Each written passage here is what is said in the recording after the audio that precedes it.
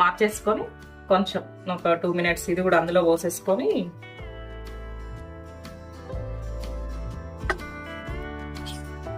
మనం ఒక 2 minutes మూత పెడదామండి. పోపు అదంతా దీనికి పట్టాలి కదా. చింతపండు రసం, ఈ మటన్ పీసెస్ చూడండి ఇందులో ఎలా కనిపిస్తున్నాయో, పోపు ఇదంతా. ఈ టైంలో ఒక్కసారి ఉప్పు సరిపోయిందో లేదో చూద్దామండి. జీడిపప్పులో మనం వేసినవి చూడండి ఎంత మంచిగా కనిపిస్తుందో. నాకైతే అన్ని పర్ఫెక్ట్ సరిపోయినాయండి.